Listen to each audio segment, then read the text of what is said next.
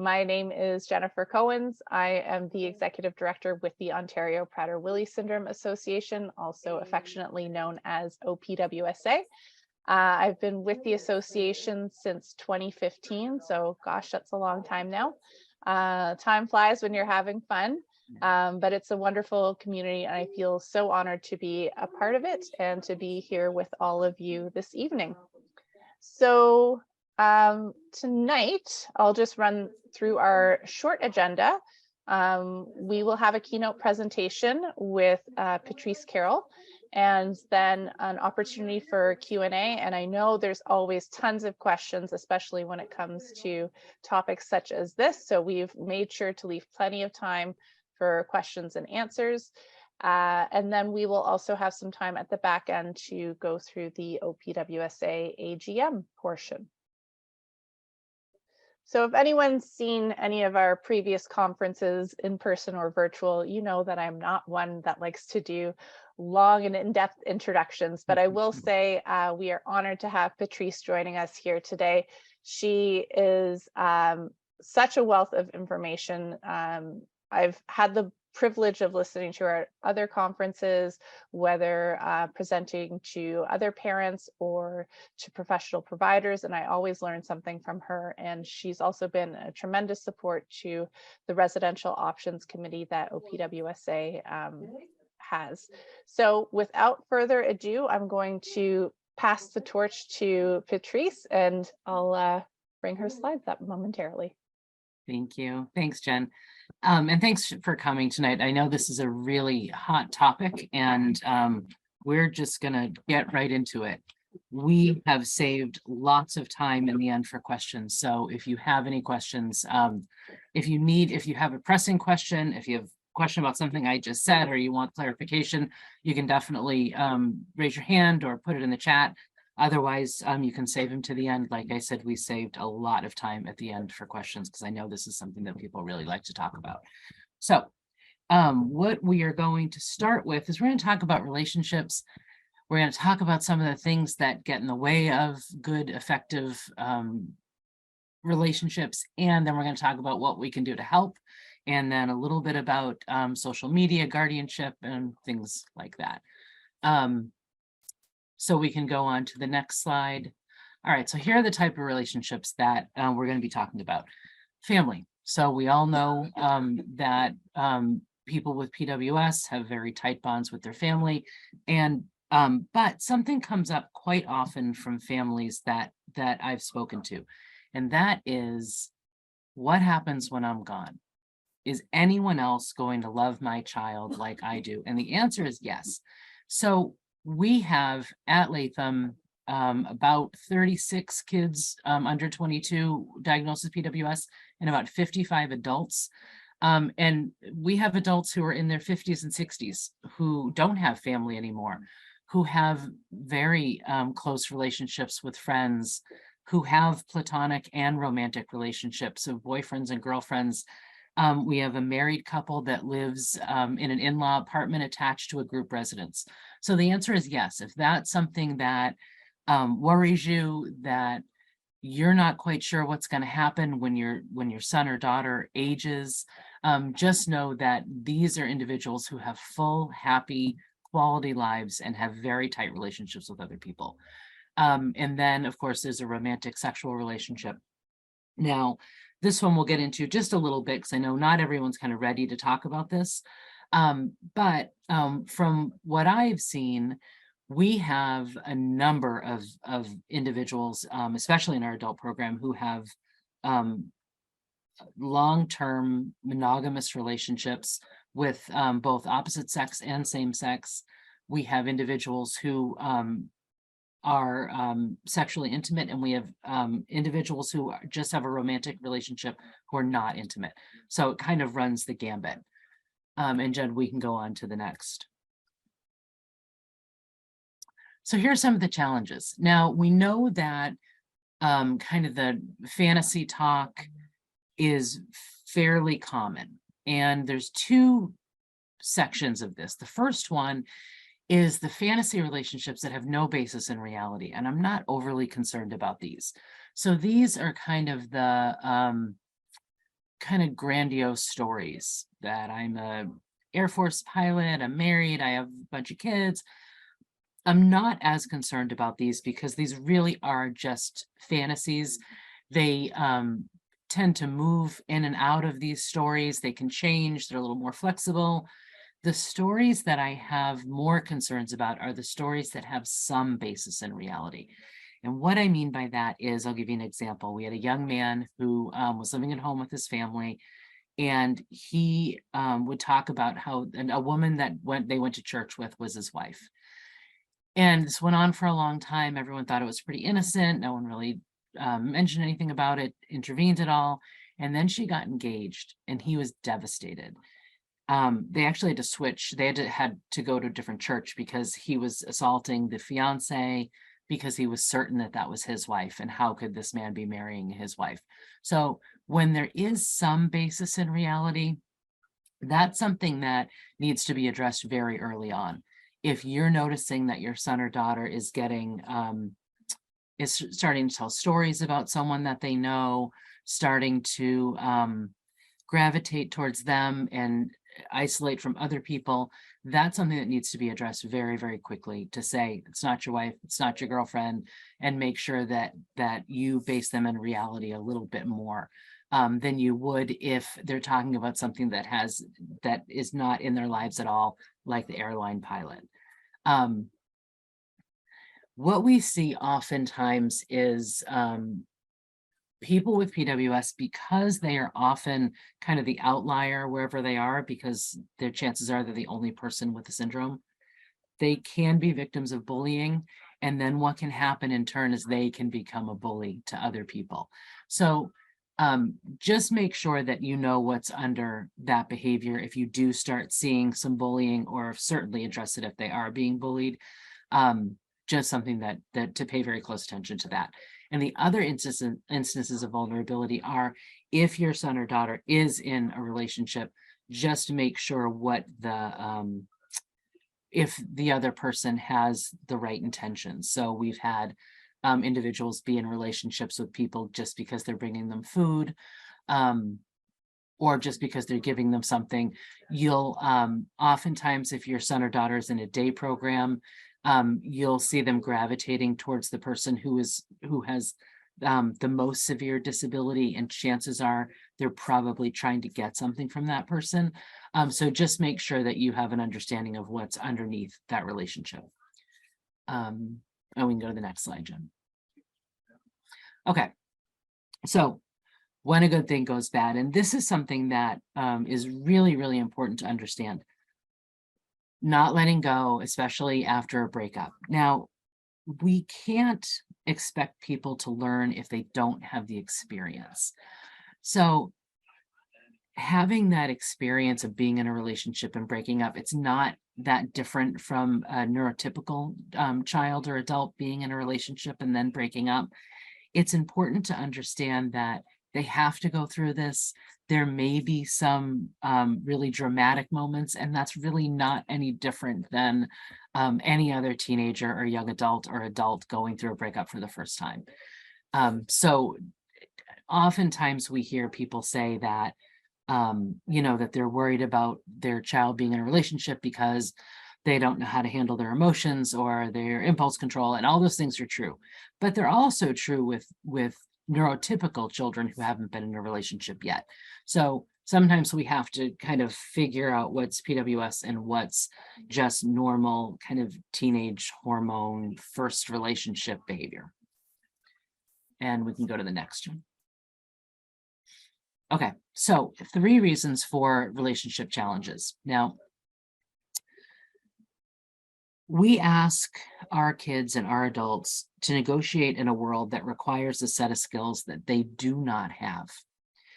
And it's unfair because we're putting the same expectations on them that we put on people who have these sets of skills, that know how to communicate properly, that know how to identify their feelings, that know how to be flexible or change courses if they need to. And this is something that individuals with PWS really, really struggle with. And this is especially true with executive functioning disorder. So executive functioning disorder is I'll change that. Executive functioning is a set of skills that you would need to complete a task, anything from getting ready from work in the morning to planning a wedding and everything in between. It's the ability to compartmentalize what I need to gather before I start, to do the tasks in the middle, and to end the task. This is something that people with executive functioning disorder really, really struggle with. And people with PWS also have executive functioning disorder. So they have trouble managing their emotions. They have trouble multitasking. They have difficulty learning from past experiences, and they have slow processing speed. And this is why communication is very, very important. People with slow processing speed hear the last thing that you said. So if you're giving somebody a multi-step direction, they're going to hear the last thing that you said. So I'll give you an example of how this can go poorly. If you're getting ready to go somewhere, to the movies, and they've been looking forward to going to see this movie, they've planned for it, they've been expecting to go, they're ready for it, they're excited, and they come up to you and they say, I can't find my jacket. And you say to them, oh, I saw your jacket, it's on your bed. Go in your room, get your jacket, and come back out here because we're leaving in 5 minutes. The person with PWS came to you with a problem. They couldn't find their jacket. And what you said to them, from their point of view, what you said to them is, we're leaving in 5 minutes. So this is where communication is really, really important, because the last thing that you wanted to do was add anxiety, add stress, but you completely added anxiety and added stress because they came to you with a problem and you told them we're leaving in 5 minutes. They didn't hear anything that you said before that.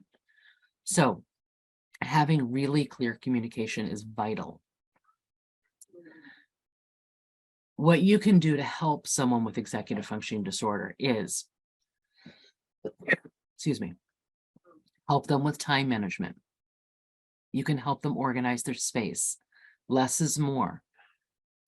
If you have a very cluttered space, and we know that people with PWS like to collect things, and we know it's very difficult for them to organize, but if you can help them do that, the more organized their space, the more organized their brain, the more clean and decluttered their spaces, the clearer they can think. These skills, the ability to organize, the ability to follow multi-step commands, these skills come and go, and you can't rely on them consistently because anxiety will set them back. So you may have someone, have a son or a daughter who can completely take a shower by themselves with no problem. And then all of a sudden they're not able to do that. And you might assume that it's either non-compliance or they're being manipulative or they're just being difficult. And none of those things are true. The truth is, when they have increased anxiety or increased stress, they have a more difficult time with executive functioning. So you'll notice that their skills aren't consistent, and their skills come and go based on the level of anxiety that they're experiencing. Next slide, Jen.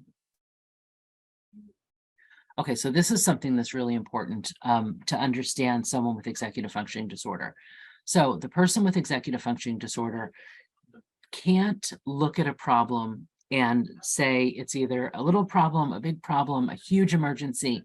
Everything to the person with executive functioning disorder is an emergency. So you'll notice that your son or daughter might have a really, really big reaction to something that you think is very, very minor. And that's fine, but understand that they don't think it's minor. And what's important is to validate how they're feeling. And then when they're not experiencing stress or anxiety, go over this list with them and make a side list of what's a glitch, what's a little problem, what's a medium problem, and then you can refer back to that. But know that they don't come with skills to be able to look at a problem and say, I can handle this myself. Any problem that they're experiencing immediately goes to emergency. That's why you see those really big reactions to things that you do not think deserve a big reaction. Next slide. Okay, sensory processing disorder. This is really important because people with PWS can have feelings of agitation, anxiety, stress over things in their environment that you may not even notice. A tag on their shirt, a new pair of pants. We know that people with PWS have a very difficult time switching between seasons. And oftentimes that's because their body's gotten used to either wearing shorts or wearing a hoodie. And we know that it also has to do with temperature regulation, but it also has to do with the fact that their bodies have gotten used to certain clothing. You'll notice that people with PWS might want to wear the same clothes day after day after day. It's because it's comfortable. And they feel things at a much more intense, they feel it much more intensely than we do. So check the environment. If you are experiencing really high anxiety from your child, like things that you can't figure out what's going on, look at the environment, look at the lights, pay attention to the sounds. Sometimes the fluorescent lights make sound. Sometimes there could be something happening outside the window that you wouldn't even notice. Just pay really close attention to what's happening with that. The other part of it is the vestibular sense is really the first sense that we fully grasp as infants, because infants move their heads back and forth constantly, and your vestibular sense is your sense of balance.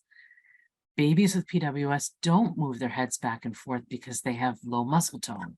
So it's really important that we work on things with a vestibular sense, because people with PWS, because their vestibular sense isn't fully developed, feel like they're going to tip over all the time. They feel off balance. It's why they don't like to walk on uneven terrain, sand, rocks, going up and down hills. It's not because they don't want to walk on those things. It's because they feel like they're going to tip over. So because of that, it's really important to work on things that develop that vestibular sense.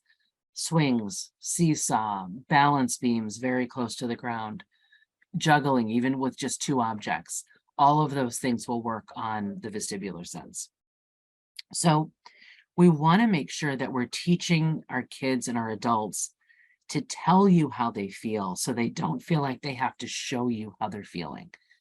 And oftentimes this comes down to just how they're feeling inside their body. And it's very, very difficult for them to do that. So we can work on that. We can help them work on communicating how they feel. And it's tiresome to constantly talk about feelings, but the alternative is much more tiresome, because if they can't tell you how they feel, they're going to show you how they feel. And that's when we run into trouble. Next slide. Okay, so theory of mind. Theory of mind is a developmental process that usually starts to develop around 2 or 3 years old, and then fully develops by the time you're about 5 or 6. And theory of mind is your ability to understand that other people have different thoughts, beliefs, experiences than you do. So a person who doesn't have a fully developed theory of mind doesn't understand that someone else has a different belief, that someone else doesn't have a different preference. So if you have 2 kids and one of them likes Superman and one of them likes Batman, that's just an understood. And it's not something that you have to explain to a 4 or 5 or 6-year-old. They just know it. But people with PWS have an immature theory of mind. So if their favorite superhero is Batman, then that has to be everybody's favorite superhero, because Batman's the best superhero, right? So understand that how difficult it is to be in a relationship, in a successful relationship with somebody, if you don't have the ability to understand that someone else might have different thoughts, might have a different experience. If you say to someone with PWS, how do you think Billy felt when you hit him? It's an unfair question to ask, because he truly doesn't understand how Billy felt. We make the assumption that all of these skills that we have to be successful in relationships, in our jobs, in our families, we make the assumption that people with PWS have these same skills, and they do not. So It's very important to understand that this is a skill deficit that needs to be taught through modeling consistently, early, and often. Go to the next slide. So what do we do about it? We have to understand how the brain works. We have to understand that people with PWS come to the table with a brain that's working differently than ours. And not understanding that is doing them a disservice. We have an obligation, we have the duty of care to look at the person with PWS, understand how their mind works, how it works differently than ours, and modify the environment so that they can be as successful as possible. We don't want to excuse the behavior. We just want to explain it. So it's important. It's really important. And there's kind of a split down the middle on how people approach this. My advice would be that it's important for the person with PWS to understand themselves, to understand their syndrome, to understand where their growth areas are, but it's never okay for them to say, or for anyone to say, well, he can help it, he has PWS. Like, that's unfair, because there are things that we can help them work on to make sure that they're being more successful, that they're using coping skills, trying their hardest. And those are all things that are really, really important to do, while at the same time not excusing what they did. We can go on to the next. All right, so we're going to talk about social media. Just before we do that, I want to make sure that people understand that it's important for us to give people with PWS the opportunities to be in relationships, to work in jobs, to take mindful risks, because we know that the formula for a quality of life is meaningful work, leisure of your choice, and meaningful relationships. So although it may be scary, it may be certainly uncharted territory for many, it is important that if your child is making the is expressing an interest in being in a relationship or trying something new, that we let them do that so they have that experience, because for a true quality of life, you really need to have all three of those things met, and we often fall short in that area. Okay, so social media, this is some scary, scary stuff, but it's important. And, I know a lot of people really try hard to just keep people off of the internet or off of iPhones and every other device that's out there. However, I don't think it's possible to avoid that completely, but there are things that we can do. And I'm going to put some things in the chat. There are a number of different apps and programs that you can use to see what your kids are doing online, to see what your kids are doing on their phone. There's a couple, I'm just going to put them as I talk about them. Let's see, let me just do this to everyone. Okay, so the first one is an app called Bark. That is an app that you can see every single thing that your child is doing.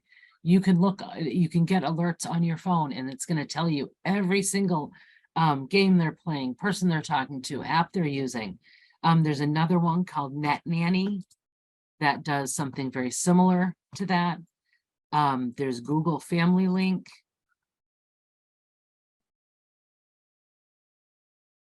And finally, there is, if you want to kind of introduce your child to the world of chat rooms, we use something called GroupMe, and I'll put that in here, and you can add anyone you want to it, and they can have a chat room, but you get to see what's going on. You get to see everything that's in there. So that's something that's really important. Because it really isn't at this point, and certainly going forward, I don't think it's possible to have them not be on social media or on their phone or on their computer. Even the handheld devices that they have, we found out the hard way, you can chat on those. I mean, who knew? It's like a Nintendo DS. You can like chat with people on that. I didn't know that. So if you're able to slowly introduce them to the world of social media, because we know that we all know the dangers, and we all know some of the things that can happen and some of the things that have happened. But if you're able to slowly introduce them using things like GroupMe or using some of these apps so that you know their passwords, you can see who they're talking to, and make it part of conversations, not to share your personal information online. And it's difficult because we know that people with PWS are driven in certain areas, and we know that they are certainly able to be victimized fairly easily. So it's important that you have an understanding of what they're doing and who they're talking to. But you're also allowing them to be part of a world that revolves around the internet. I don't know that it's possible to keep them away from that. But you certainly have the ability to know all of their passwords, and using some of these apps, you'll be able to know who they're talking to and what they're doing on there. Next slide, Jen. All right, so this is, I just wanted to cover this because this comes up a lot. So I wanted to make sure that, and this, you know, I don't know if this is different in different countries. I think it's fairly similar everywhere you go, but I wanted people to understand this because I think a lot of people, a lot of parents take some solace in the fact that they have guardianship, and you should, and that's great. And guardianship covers a lot of things. It helps you with medical concerns and finances, and if somebody is in a placement, they're able to stay in that placement, or if they need to be hospitalized, they can stay there. But here's what it doesn't cover. It doesn't cover the person's body. So if you have guardianship over somebody, you can't say whether they have sex or not. You can't say whether they get a tattoo. You can't say whether they get a piercing. And those are things that are really surprising to a lot of parents when they find that out. Well, my recommendation would be, if you need to meet your child where they are developmentally, obviously, that makes sense. But if you feel very firmly, very strongly that your child is not to be in a relationship, is not to have sex, that needs to come from the angle of family values, of what you would tell any of your children. But it's not something that you can legally say. So we run into this, especially people who are in residential programs, who the parents say, I don't want him dating that woman. I don't want them dating. You have to tell them they can't. And that's not legally something that can be done. So if they want to date someone, if they want to have sex, they have the legal right to do that. And this is something that definitely has some ethical questions around it, because if you are the guardianship of someone, then you're legally saying that they can't consent. But at the same time, you're also saying, but they can consent to having a sexual relationship. And that's just the way the law is written. So it is something that comes up quite a bit. And if we have questions about this afterwards, we can definitely talk about it. So Jen, we can go to the next. And this is the final thing that I'm going to say. And I told you I'd leave tons of time for questions because I know this brings up so much. So all I'm going to say about this, because I know some people aren't quite ready to talk about it, I'm going to tell you my favorite story ever. And then we're going to open it up and we can have an open conversation about anything that we've talked about. So it's working with a young man, and he wanted to have sex with his girlfriend. So we started talking, and it quickly became very evident that he and I were not talking about the same thing. So I said, we'll call him John. I said, John, so you're saying you want to have sex with a girlfriend. What do you think that means? And he said, oh, it's easy. You get a hotel room, you order a pizza, and you lay in bed and watch a movie. That's what he thought it was. And really, when you think about it, he wasn't that far off. But that was his understanding of it. So going back to what I said previously, make sure that you're understanding where your child is developmentally, because he was certainly not at the developmental age to be able to understand what a sexual relationship really was. So now we have all the time in the world. We're going to open this up and talk about whatever you guys want to talk about.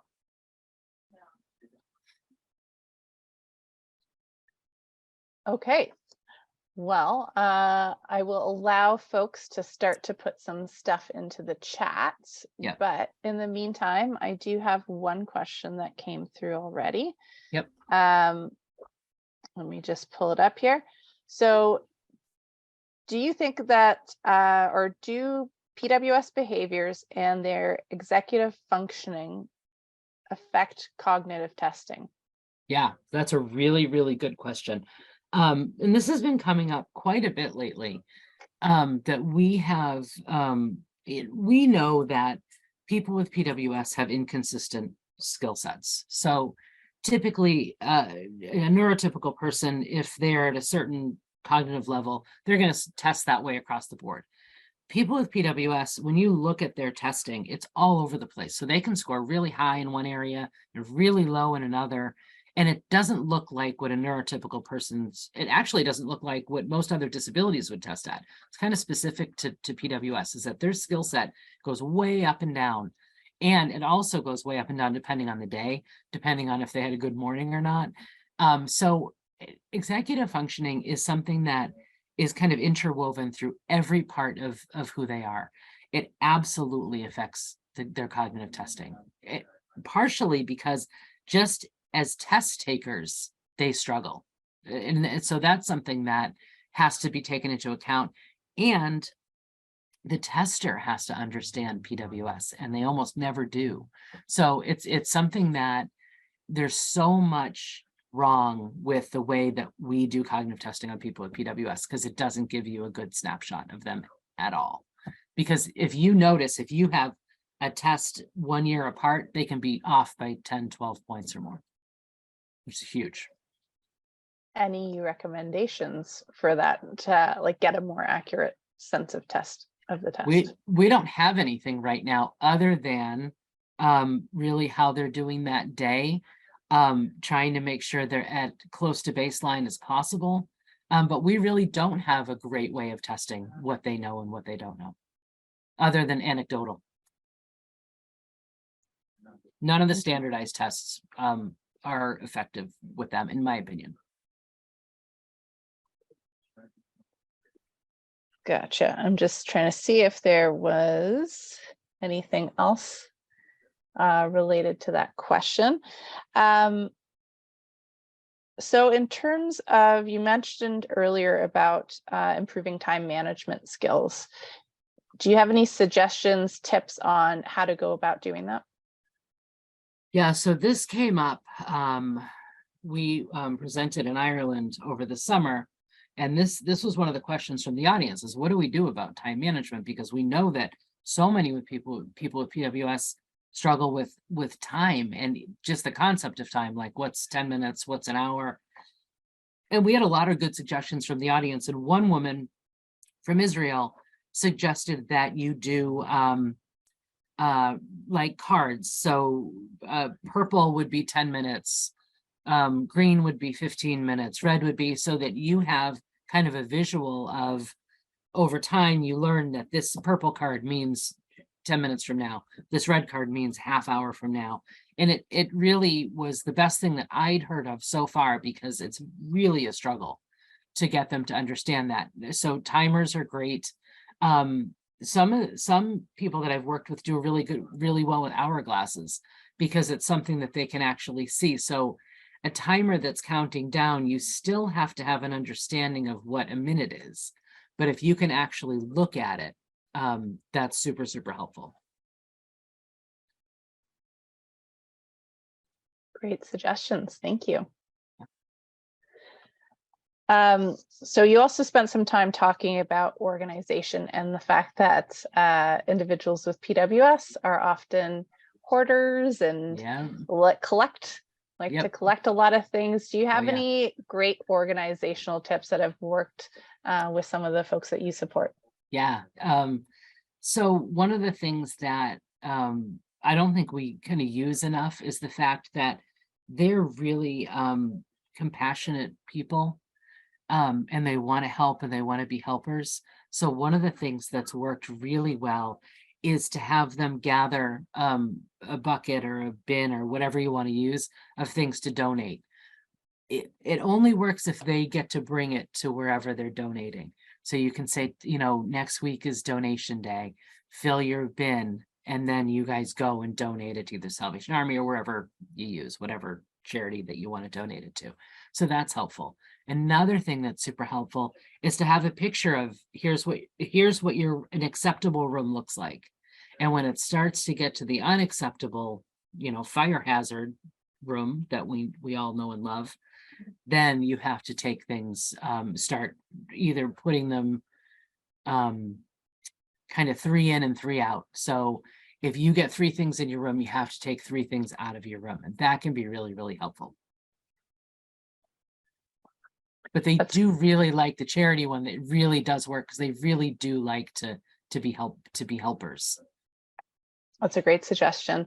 I read something, or maybe I heard it in a presentation, another idea of for organizing using clear bins if the shelves and things are getting too out of hand. Yes. So that they can still visually see what they have, but it's Right. a little bit more organized. Yeah.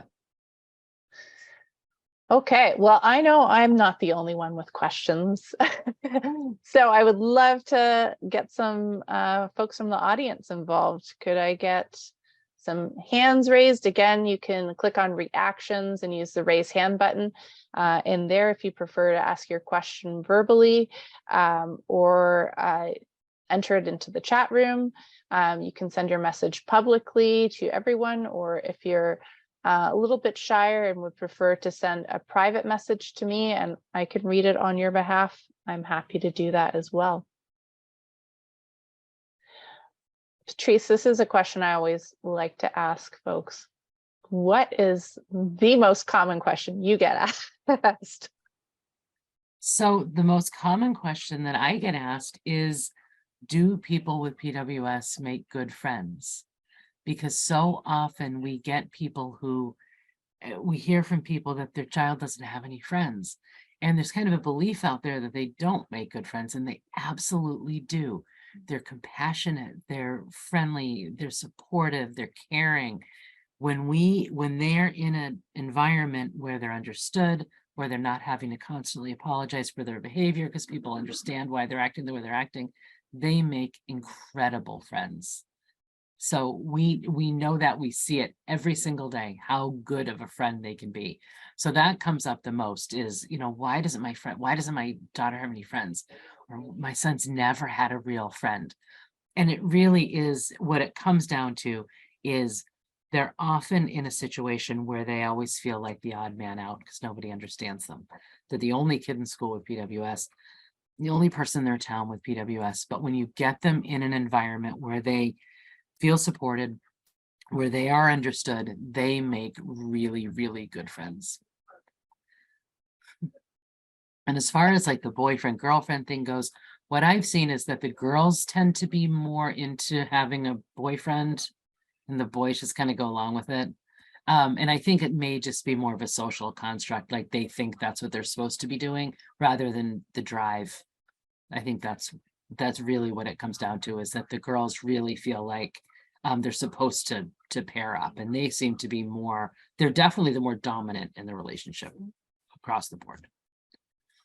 So in terms of, I'm glad that you brought up the friendship piece, because that's something I often hear about as well, is from families, is their child is struggling to make friends and, not, doesn't have a friendship outlet. Do you have any tips for what parents can do or to help their child with PWS garner more friendships? Yeah, it really is a matter of not having the opportunity and not having the exposure. So, I know that the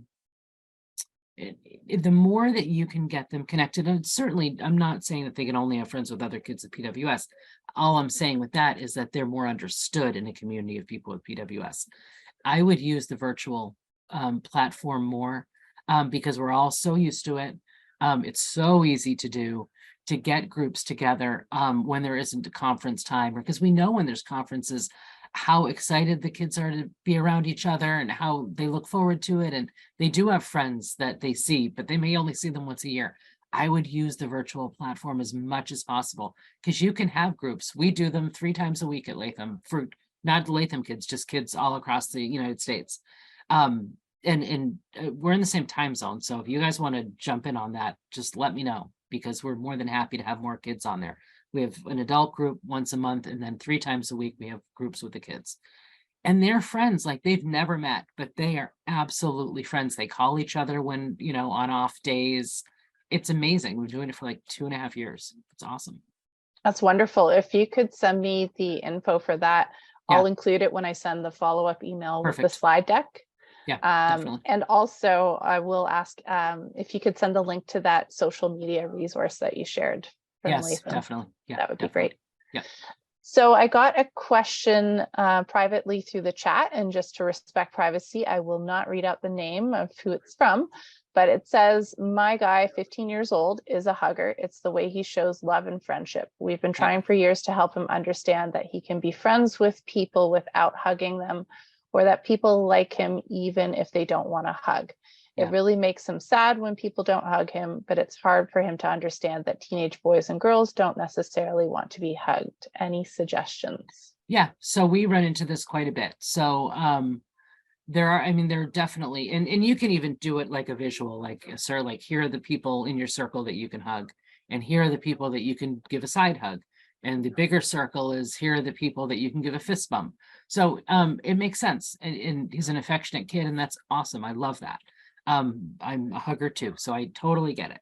But there are people that you can't just randomly go up and hug. And it's just a matter of reminding, like, is that a hug person, or is that a fist bump person? Is that a wave person, or is that a side hug person? And to literally have a list. Like, if you've never met him, you can wave. If you kind of know him, you can ask if he wants a fist bump, and just really just go over it and have a visual, have a social story around it. Social stories are incredible. And they really help with that. But we run into this quite a bit. That's a great suggestion. I see Rob has his hand up, so I'll ask him to unmute and turn on his camera. Hi, everybody. Hi, Patrice. Hi, Rob. It's been a fantastic, a wealth of knowledge. So thank you very much for being here and sharing all the information. One of the things that just that I was just curious more about, just because I work with people who've had ABIs, which have a lot of very similar characteristics. Yes. And one of the things, though, when we're talking about relationships, and I was just wondering if you might have other resources, and I'm actually thinking about a TV show that's out there with respect to autistic children and just relationship building. I don't know if you watch on Netflix or whatever. I can't remember what the name of it is, but those type of programs, more of those, because I think that's kind of important for, like, are there other resources that everybody can kind of tap into, a program where it's not just about dating, but it's about how to build relationships and how to, if you have any information on that, because it's always I'll look really and I'll send the link, because I think that there are a few things from the ARC has some stuff. I think the ARC is just a United States thing. I don't think that goes up to you guys, but anyway, it's an association for people with disabilities. I think they do have some things. So let me do a little searching around, and I'll send the link out if I find it. There's certainly not enough. Yeah. That's for sure. No, there's nothing much that I've ever encountered up here in Canada. And it's usually just like therapy is provided, or any type of resource or support is just on a one-to-one basis. And it's very specific, but sometimes to have that group part of things would be where, they can practice, they can kind of meet other people, they have that opportunity. It's lacking up here, I know that for sure. Well, Elizabeth Roof out of Vanderbilt did a really nice social group study where she had a number of people with PWS join that social group, and they got a lot of data from it. It was pretty cool. And after the study ended, the group stopped, but there's really no reason that we couldn't just do it. Like, there's no reason we couldn't create a virtual social group. None. So maybe there isn't anything. So maybe we need to make there be something. I agree. Because we have so much extra time. Thank you. Thank you very much. Yeah. And Rob, the show you're thinking of is Love on the Spectrum. That's right. That's what it was. Yes. Yeah. It was just fantastic. And the program, like I said, I've never really seen anything like that up here in all my years of working just within the realm of just disability, that there's not even just specifically ABI or Prader-Willi syndrome, but just in general, it's a difficult topic. And I think it's something that families struggle with as well, that I've seen that, they're trying to figure out how to, what's appropriate, what's not appropriate, all that kind of stuff. So I think these are, it's a topic that's kind of taboo, but it's kind of not. And it's something that, in general, it's always difficult to do that with your children. To talk about relationships, but when you add in the whole disability part of it, it does make it even harder. And how do you, and you don't have those resources, or you don't have that ability, right? So, but so anything you have, and maybe we should just build it ourselves. So I think we might have to do that. I think so. I'm on board. Thanks, Rob. Thank you. I do see the question in the chat about the 15-year-old girl who was friends with the 10th grade boy, and now he won't pay attention to her. And that is absolutely heartbreaking. I felt really sad when I read that. And I think it's a matter of exposing her to other kids. And it may be that she needs to be more a part of something if she can't be around. And I think it said that she didn't want to be around other kids with special needs because she's high functioning. Patrice, I think that was sent privately to you. So if you could just synopsize that would be great. I'm so sorry. Okay, sorry. Yep, it sure was. Okay, my daughter is now 15. When she was in middle school, a typical boy gave her a lot of attention. He was very sweet to her. They ate lunch together, and he often helped her through some behaviors. They're now in the 10th grade of high school, and he doesn't talk to her. She's heartbroken and fixated on him. She's high functioning, but has so much anxiety, and she's shy. She won't befriend others with special needs. How can I help her? So it really is a matter with her, I think, is just exposing her to other kids. And it honestly, this is kind of goes back to what I said was I don't know that this is a PWS thing or a girl, a 15-year-old girl thing, because this is something that happens to girls, special needs or not. And it's so hard to watch them go through this. But I think it really is just a matter of time and exposing her to other kids and trying to get her to branch out. We would love to have her in some of our groups. I think she'd find pretty quickly, because some of the kids that we have on there, some of them are very high functioning as well. And I think if she could give it a try, she might see that there's a world outside of this boy. But I think this is more of a 15-year-old girl heartbreak with PWS added onto it. That's a really sad story, though. I think all the women on here are like, oh, yeah, we know, yeah, all too well. yeah. I was just thinking of a scenario that happened quite a bit last year with some of the adult individuals with PWS. They are friends on social, chat on Facebook Messenger and things like that. Yeah. And sometimes, there's some drama that likes to be craved and drama is created. Sure. Well, it's fun. And sometimes it gets really heated. And there were a couple of instances where, police were called on one another. Oh, God. It's called like doxing or something. There's a word for that. Yeah. Yeah. So I was just curious, any suggestions for what parents can do, or caregivers, or, agency staff that are in scenarios where their adult individual with PWS, or even a teenager or child, is in these maybe sometimes toxic friendships, and what they can do? Yeah. So, I mean, we have our number one priority, our number one duty of care is to keep people safe. If they are engaging in this, you have to get in between it, at least until it cools down a little bit. And I know that there are human rights, and I know there's all sorts of things that go into that, but we do have to put safety before anything else. So if they're calling the police on each other, if they're doing things that are really harmful, then that's our job, is to step in and say, nope, this is going to stop for a while. Do some, teachable moments, teach some coping skills, see if you can get them back into, whatever kind of relationship this was, to be respectful of each other and to follow the law. And if they can't do that, then it's our obligation to keep them apart, unfortunately. But I think we give people a lot of chances. We should teach, try it again, teach, try it again. But while it's happening, while it's so heated and to that point, we have to get in between. I think that's probably also where some of those apps you were mentioning Yep. Might come into play Yeah. with monitoring some of that Yeah. behavior. And the one thing that's good about, because I know, human rights it's super important, and I totally agree with them, but whoever's paying the bill can put those monitors on there. So if they're not paying their own phone bill, it's totally legit for whoever's paying that bill to have those apps to see what their even adult son or daughter's doing. That's very helpful. Yeah, if they're paying their own bill, then that's a whole different story. But if they're not paying the phone bill, then fair game.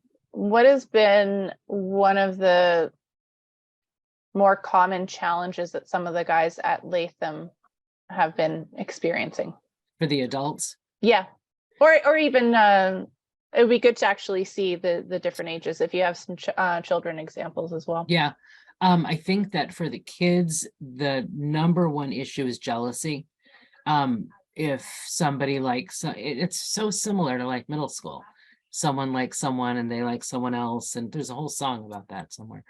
And that's the number one issue that we see as far as relationships go. And a lot of kids can be instigators, so they like that the other person's jealous, so they're doing what's making them jealous even more, and it's drama. And it breaks up the day. I get it. I totally understand why it happens, but that's really what we see the most in the kids is the kind of instigating and jealousy, and that's a hard feeling. It's a hard feeling to teach. It's one of the hardest feelings to identify in yourself, especially when trying to teach feelings to other people. So it's something that has to be worked on and explained and taught. And it's for even a neurotypical person, it's very, very difficult to manage that feeling. Jealousy is a very difficult feeling, but it happens, and you have the added stressor of the person who's on the other end of it, instigating and making the person feel even worse. So that comes up quite a bit. In the adult world, it really is more of the safety on the internet, because we've had some potentially scary situations that thankfully we got in front of, but putting out there that they would exchange sexual favors for pizza, and we got in front of it. Obviously it didn't happen, but it could have, and it's scary. With the devices that the individuals and the teens and the adults are on, are there restrictions in terms of some of the food delivery services? Like on the one hand, being in the online world is a lot more protective in some ways, but it also some new apps have arisen. Yes. And ways So of... this came up in New York, and a mom in the audience said that you can actually put an alert on Grubhub, Uber Eats, any of the delivery places to not deliver to this address. So, and they're happy to do it. So anywhere that delivers and whatever your radius is, you can call a restaurant and say, do not deliver to this address, and they won't. So apparently we haven't had to do that, but you can do it. I thought that was great. I hadn't even thought of that, but you can put a do not deliver, and it will come right up if an order goes in. You're muted, Jen. Oh, thank you. I was busy reading the chat. So there's a question that came in from Heather. My 16-year-old does not seem to care about his appearance hygiene, would wear the same shorts every day if he could. Yep. Often skin picking or picking nose, hands in pants, etc. And now is ostracized at school. So it's very high functioning, but has some issues, I guess, with peer feedback. This is really common. So he's not going to take the peer feedback. So one of the things that we know about people with PWS is they don't have the feeling of disgust. It's why they can not shower, pick their nose, pick everywhere else, watch really gory horror movies and not be affected by it. So that's not going to work. So a lot of with a neurotypical kid, you can almost guarantee that if the other kids start saying something, they're going to change their behavior. That's not the case with people with PWS. So the best thing that you can do for that is kind of like the room, to have a picture of this is what Joey, whatever, I don't know his name, but we'll call him Joey. This is what the best Joey looks like. And to have it right up, right on the back of his door before he leaves in the morning. To have the routine, it's really hard. But if you can have him at least look at a picture and say, this is what I'm supposed to look like. Because if you're telling him he's not going to do it, his friends are telling him he's not going to do it. You have to take that power differential out of there. You have to take it away that, so there's either like, I don't, if I say it, she's going to turn on, but like Alexa telling him to take a shower, or having a picture of this is what you do at this time, because he's going to fight you on it. And that's kind of part of it. So if you can take that fight away, you have a better chance of him actually putting clean clothes on. Or the other thing to do, and this, the first few times you do this, it's going to be bad, but in the long run, it's going to work, is to take those clothes away at night and put out, don't have any clothes available to him except the clothes that you put out. So whatever clothes you put out in the morning are the clothes he's going to wear, and he doesn't have, his dresser isn't in there, his closet is locked. If you really want to stop this behavior, it's kind of an extreme move, but it'll work because he won't have anything else to wear except the clean clothes that you put out.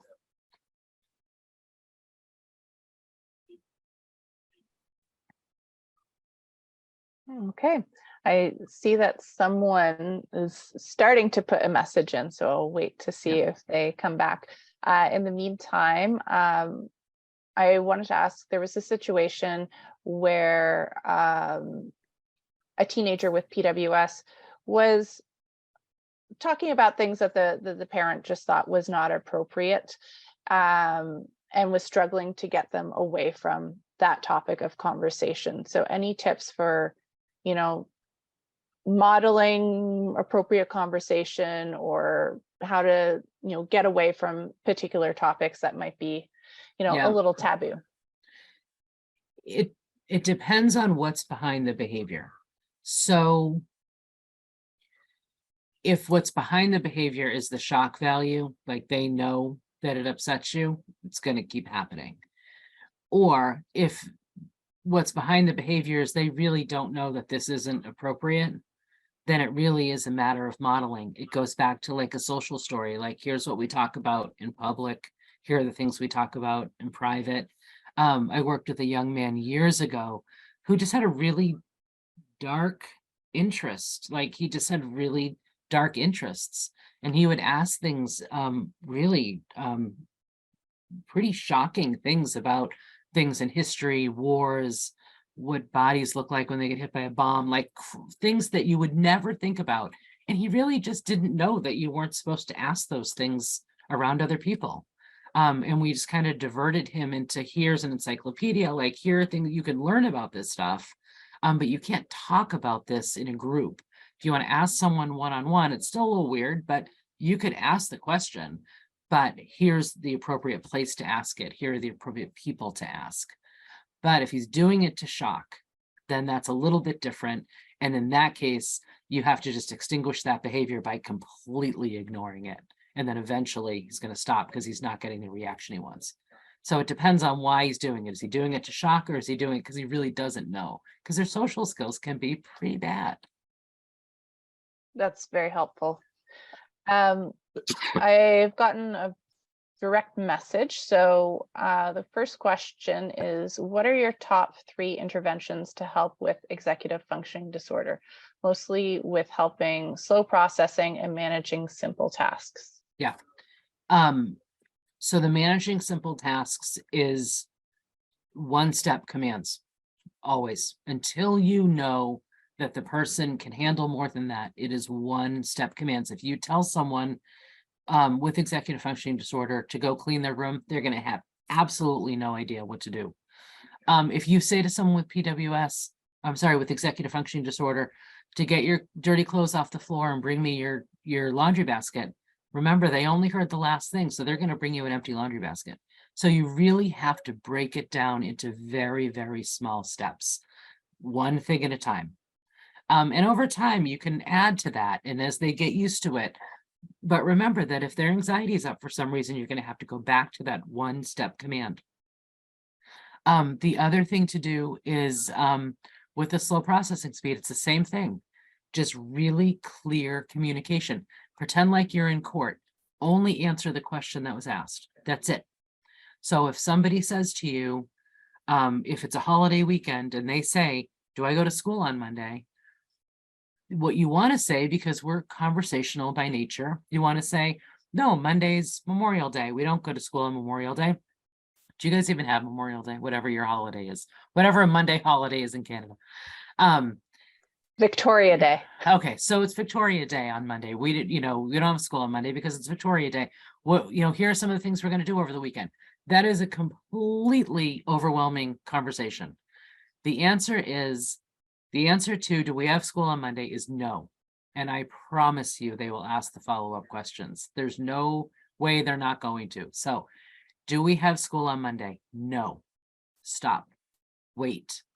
When they're ready, they'll ask you the follow-up questions. And it's kind of a hard way to learn how to talk, because it's not how we naturally want to talk to people, but it's how you have to talk.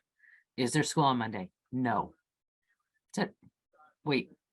And when they have the question, they're going to ask it, and you're going to answer it in as few words as possible, just like you were in court. Answer only the question that was asked. And the last thing about the last tip is to just keep their environment as clean and organized as possible, because you're going to have better behavior with a cleaner environment. Thank you so much. There was another question I received, and I'm going to assume part of this, but it asks about what your advice is for teachers and staff members teaching 6th through 12th grade. I'm assuming teaching individuals with PWS during those grades. Yeah, and it's really with, like going back to what I said about the skill set, you really have to just teach to that kid. And it's hard because you might have a 6th grader who's a 6th grader in math, but a 2nd grader in reading. And you might have a kid who's a 6th grader in math and a 2nd grader in reading, but if they're experiencing a lot of anxiety, they're going to be a 1st grader in both. So it really is a matter of knowing that kid, knowing their strengths, and teaching to that. The key to this, if at all possible, if you want to change someone's behavior, if you want to see the best of a person, you focus on what they're doing well and ignore what they're not doing well. As much as, unless it's a safety issue, you want to build that person up. The better they feel about themselves, the better behavior you're going to see. They've spent their entire lives hearing that they're bad, that they do things that are embarrassing, that they're making it difficult for the family, all these negative things that they hear. If you want the best behavior, you are going to build them up as much as possible, and the rest of the stuff is going to start to decrease. The better they feel about themselves, the better behavior you're going to see. So if we look at that in terms of what a parent might be able to tell a teacher, it's that positive reinforcement that 100%. We really want to highlight. And unless it's a safety issue, ignore the stuff you don't want to see. Ignore the behaviors that you don't want. Just completely ignore them and build up. And on a bad day, I don't care if it's as simple as I like the shoes you have on. Like whatever you can do to build up their self-esteem, because they don't come feeling very good about themselves, especially when you're getting into that 6th grade, 7th grade, 8th grade. It's a really hard time for them. So the more you can build them up, the more, and there's so many great things to say about them. I mean, they're some of the best people I have ever met. So there's plenty of things you can find to build them up.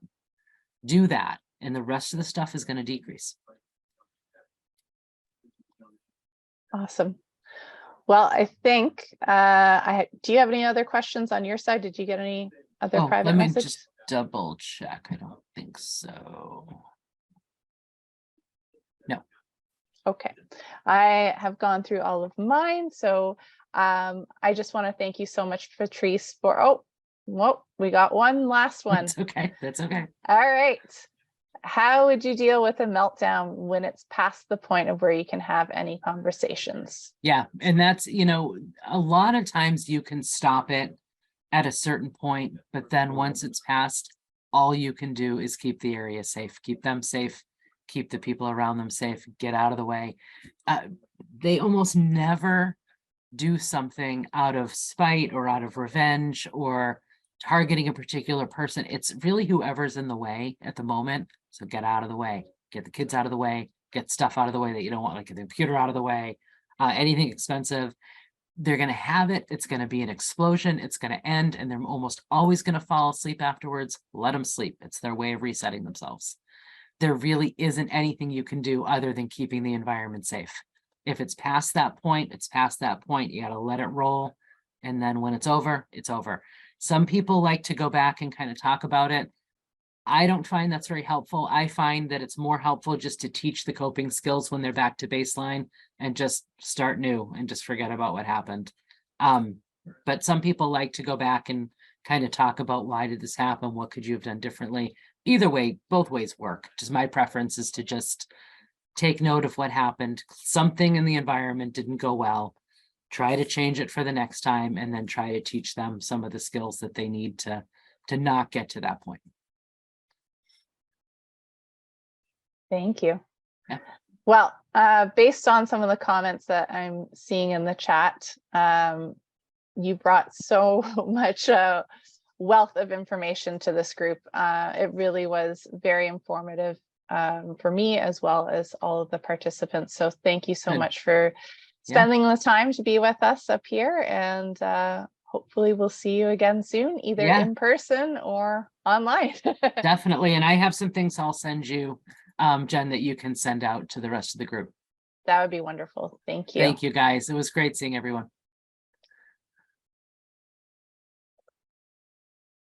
Okay, so we are going to move on to the AGM portion of the meeting. And hopefully we'll still have some of you stick around for this.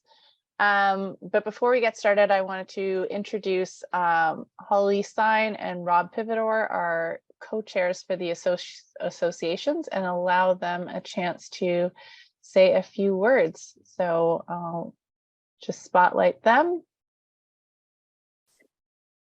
Hello again, everybody, and thank you, Jennifer. Thank you, Patrice, again for joining us in that great conversation and great information. I think I saw a whole bunch of congratulations and thank yous all the way through. Hopefully you read those, because it was greatly appreciated. It was fantastic, really nice hearing all the information, and it's always a wealth of information. So thank you again. And Jennifer, thank you for setting this up and setting the conference.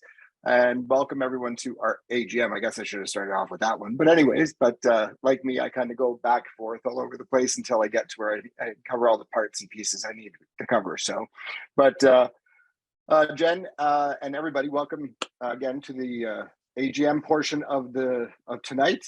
And Jen is going to do a lot of the talking, but first I just wanted to say thank you to Jennifer for everything she does for OPWSA. She is... if she wasn't around, none of this would happen. She is fantastic, as we all know. She is joy to work with. And Jen, thank you. Thank you. I can keep going on about how wonderful you are. And, we always have good conversations and a lot of good laughs. And you work, your passion to the association and everything that you do for us is just greatly appreciated. So, and it's a pleasure working with you all the time as well. So on a personal note, thank you very much for everything. And it's fun working with you, and continued work for next year, because I know we have a lot ahead of us. And a big piece I'll just kind of plug is the fundraising portion. We really need to really focus on this year, which I know Jen will kind of bring up.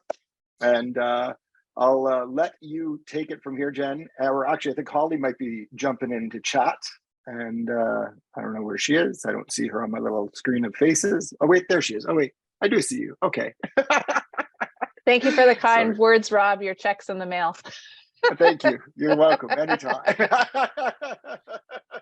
And I hope everyone stays on board with us here. I don't know how many people do we have here tonight.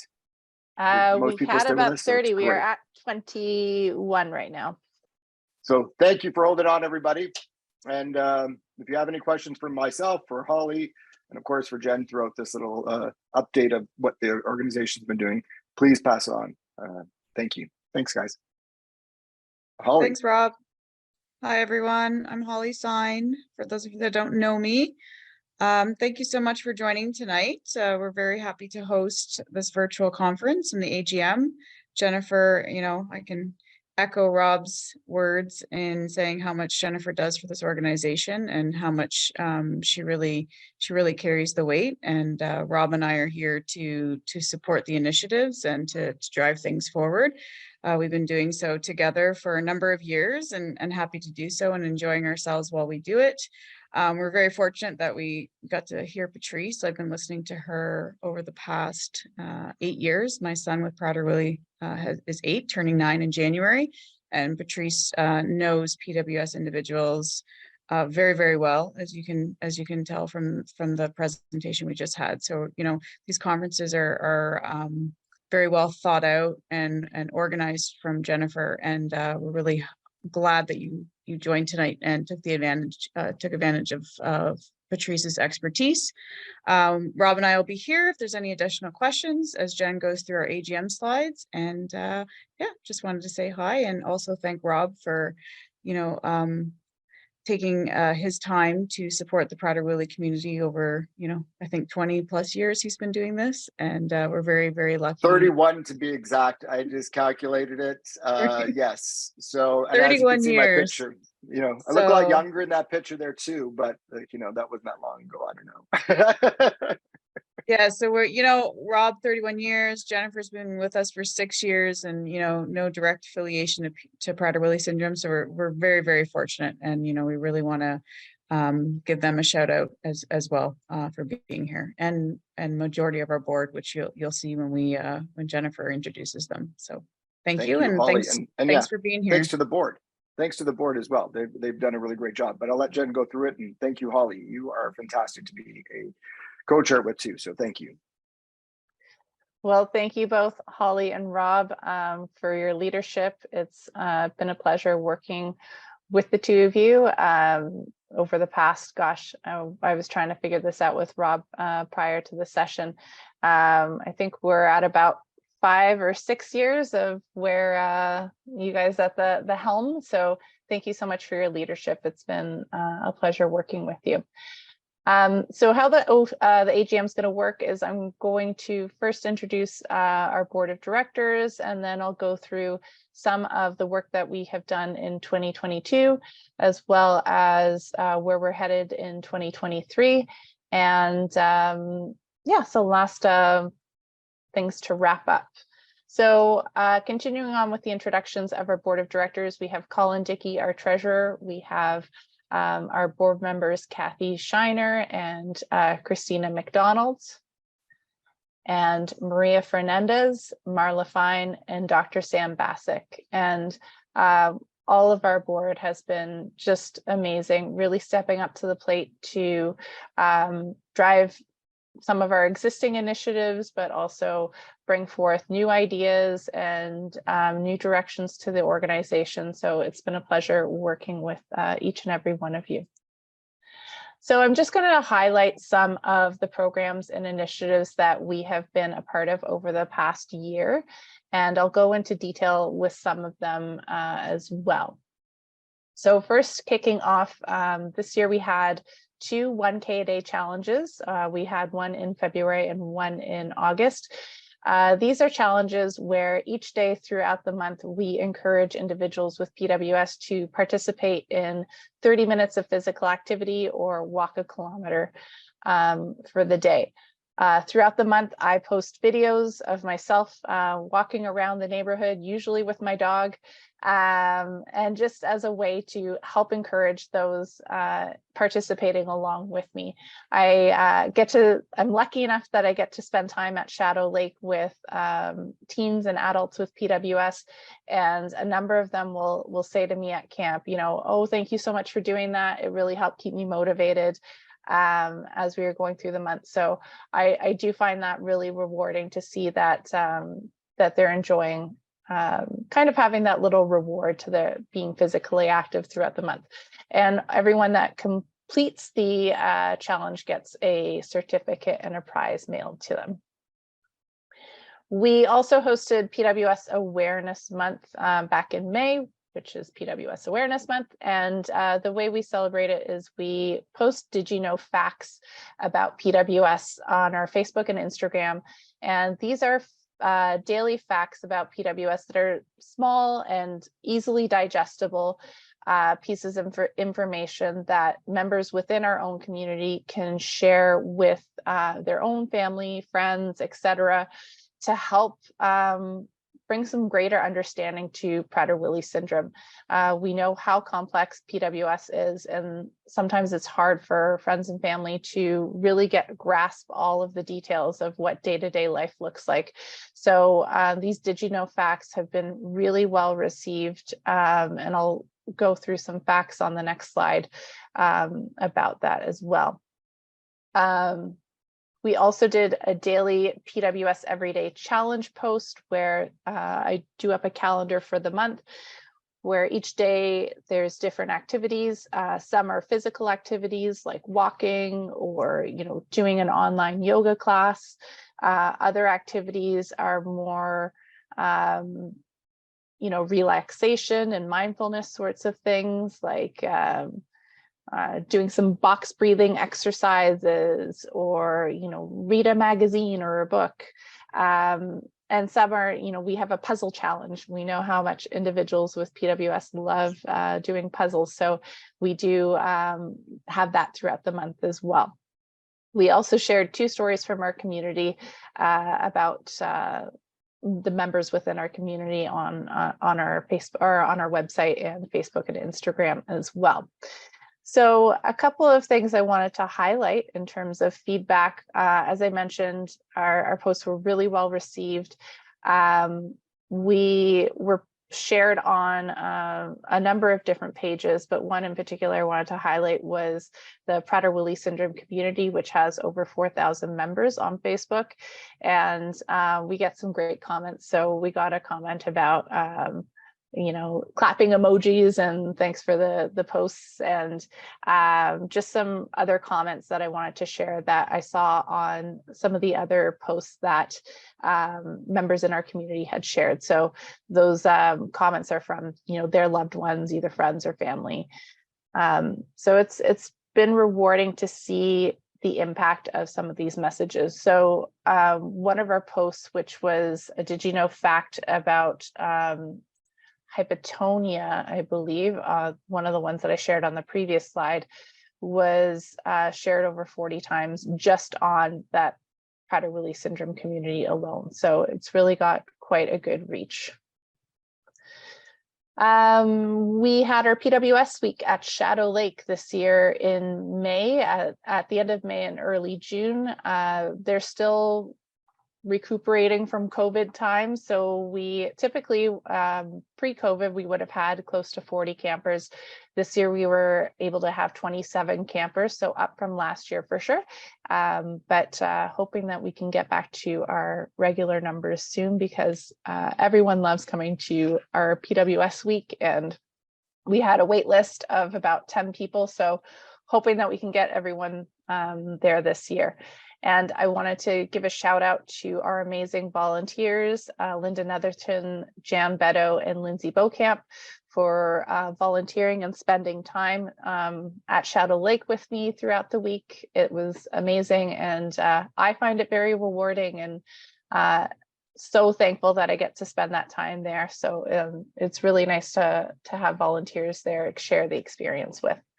So I also wanted to share some messages that I got from some families. Actually, the first quote is from an individual with PWS who wrote to me to let me know how much he enjoyed being at camp this year. But certainly, these are just a selection of the comments that I get from family and individuals with PWS on their time at camp. We also ran our back to school campaign throughout the month of September. What we do is each week we share about 3 to 5 posts on our Facebook and Instagram about tips, resources, and information about returning to school.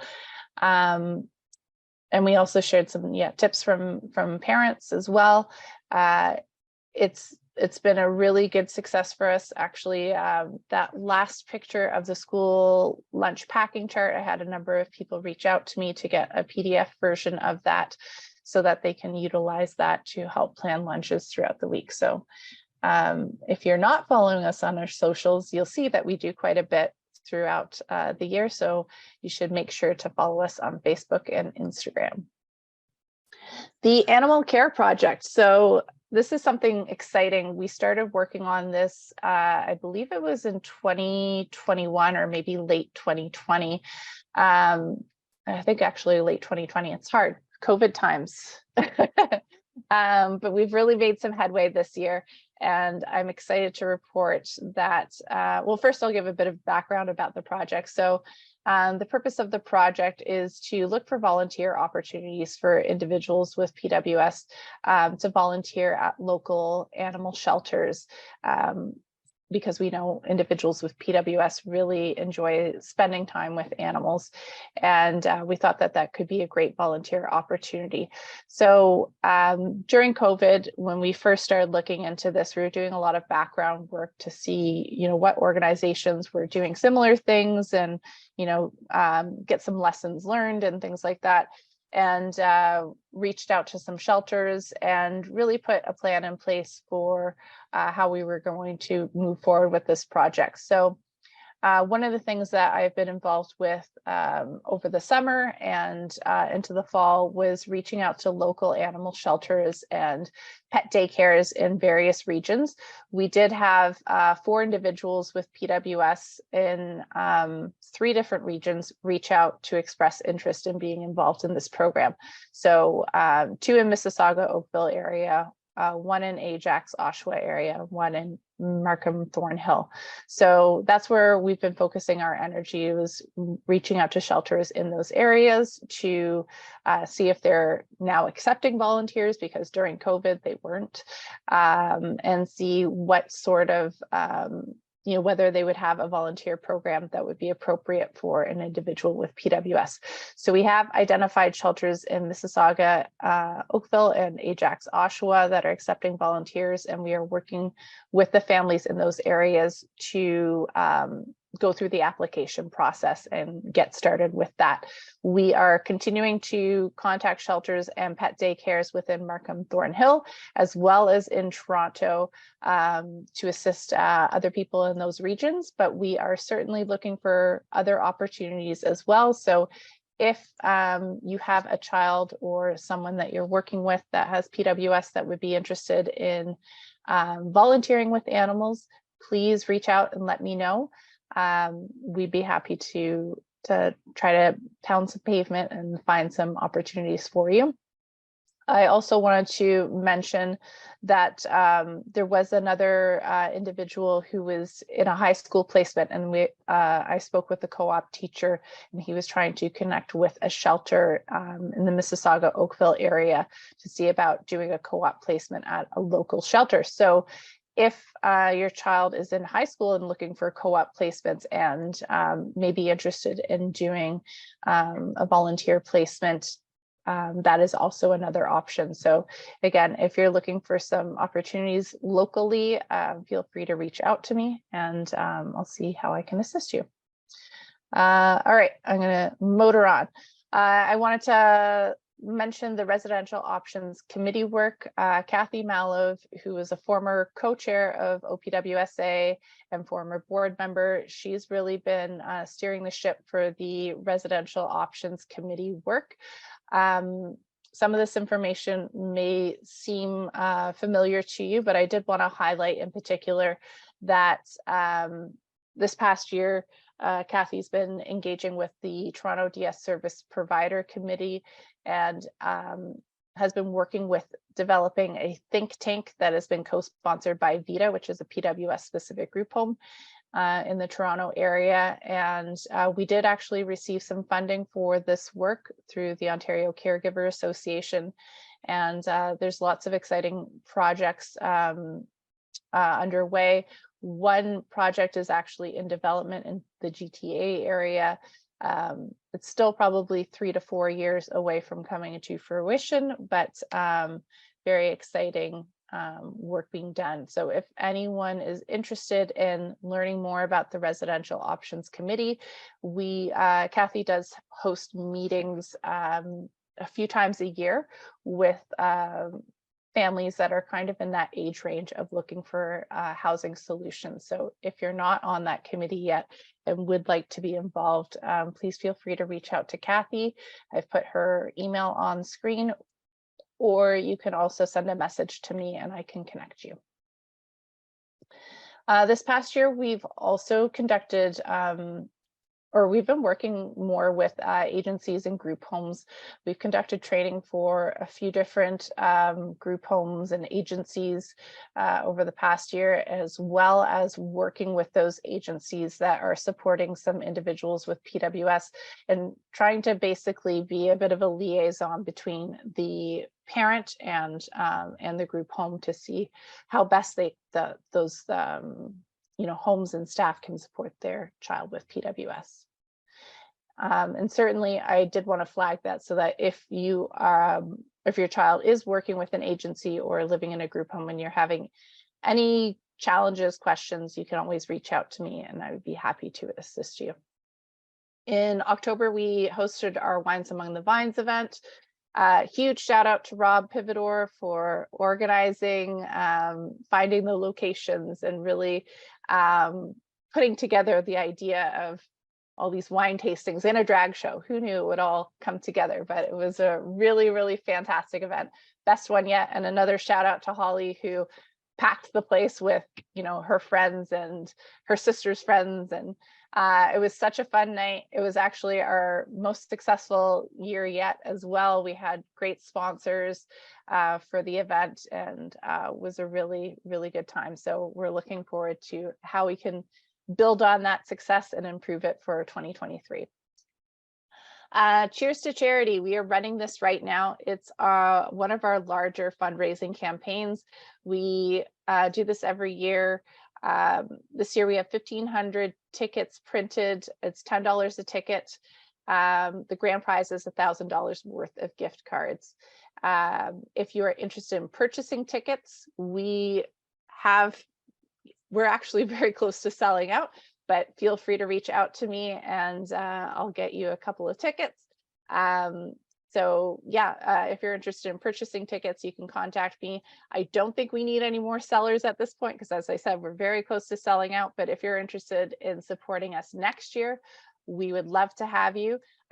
We send out batches of tickets to a variety of different people in our community and they help sell them for us. So it's been a wonderful fundraiser and it's a great one. I did want to highlight that tomorrow we have our new diagnosis session, which is happening from 12 to 1. It's really going to be an open dialogue and an opportunity for parents with children under the age of 4 to connect, ask questions, share experiences, etc. So if you fall into that category and you haven't registered yet, please do so. We are also hosting a virtual dance party tomorrow at 4 p.m. One of our friends from Shadow Lake is going to be hosting it. It's a half hour, it's on Zoom, and it's going to be a fun time. So if your child with PWS or individual with PWS that you support is interested, please register them for that. So I know we're already over time. I'm going to try to do this quickly. In terms of 2023, we're going to continue on with a lot of the work that we already do. But the big thing that I really want to highlight is that we are really going to be focusing on fundraising. We really need to move that forward, and we're going to share some financial details at the end, but that is a huge, huge, huge thing for us. We are also continuing to support the work of Residential Options Committee, which again has been moving forward quite a bit this year. So that will be another focus. And in 2023, we are going to be recruiting for our next round of board members. So if you are interested in becoming a member of our board of directors, there will be a plug for it later on, but oh, here we go. We are going to start from looking for nominations for our next round of board members in January. We do accept people from all over Ontario. So if you're interested, please feel free to reach out to us. We would love to have you. Again, I want to thank Rob and Holly and our board of directors for all of their work. And thank you to all of our participants for joining us this evening. If anyone has any questions, we can stay on a couple of extra minutes, but if not, have a good night and thank you again.